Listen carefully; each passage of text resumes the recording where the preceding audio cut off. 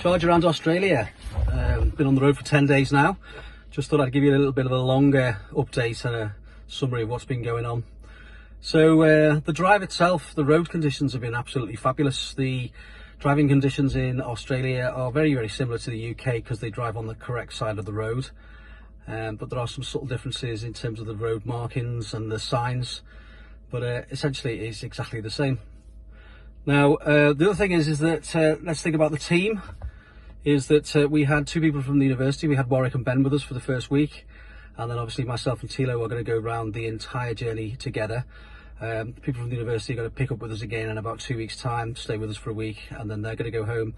And that process is going to take place 4 times before we get back to Newcastle at the end of November. So it's thinking about the formation of a team, and that I can't remember the name of the particular person that came up with the idea that there are 4 phases. The first one is the formation of the team, and then you go into a storming phase, and then you go into a norming phase, and then you go into a performing phase. And I think that we very quickly went from the forming to the storming phase. Now we are very clear, and I'm talking about myself and Tilo, and we operate very well as a team. So looking forward to the the ending of the storming phase, and then more into the performing bit of it all. The car itself, the Tesla 3, it's performed absolutely admirable. When it says on the dashboard that you've got 530 kilometers distance to empty, we've been driving at between 70 and 100 kilometers an hour along the roads in Australia. And generally speaking, we've been able to get about 95 to 98% of what the forecast is. So I haven't had to turn the air conditioning or the heating on. Obviously we've got the radio on. At night time we've got lights. Think about the recreational vehicle, they call it in this country, the home from home. So it's a converted Mercedes van, and it sleeps 2. It has all the comforts of home. But fortunately we've been going to Caravan Parks every night, and so they've got a shower and a toilet and power and Wi-Fi most of the time as well.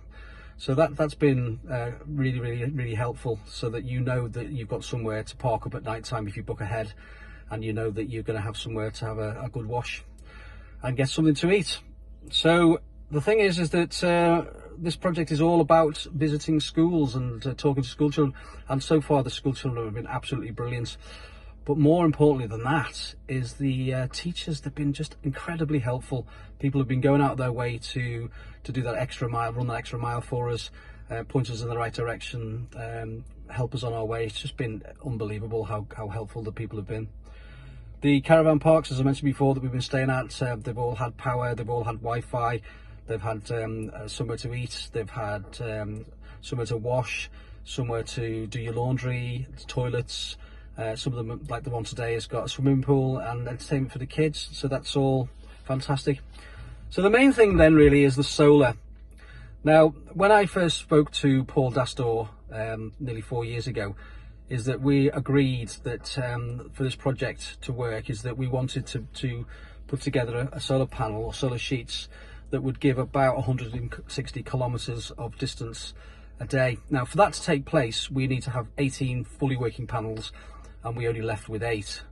We also need to be charging in the sun for 10 hours a day, but that needs to be in the measurement of suns 1 sol or 1 sun, and that's around about 1 meter per square, 1,000 watts per square meter, 1 kilowatt per square meter. Most of the time it's been rainy, so there's been none.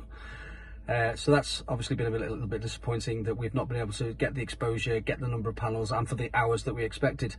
But if we look at the time that we have been able to roll the panels out, and that we've had either 8 or 6, depending on what day it was, and that we've been rolled out for 3 or 4 hours, and at the height when we were getting 1 sol, and extrapolating up the energy that we were collecting, it would have given us the 160 kilometers a day. So I'm rather hoping that when we get the rest of the panels, which is in a week or two's time, and we get into consistently sunnier weather. I mean, it's quite sunny today. I haven't done a measurement because it's our rest day, but I'm expecting that the sol strength should be such as that we should be able to be getting higher figures than we've been getting so far. Okay then, thanks very much then. I'll check in again some times in the future. Bye bye.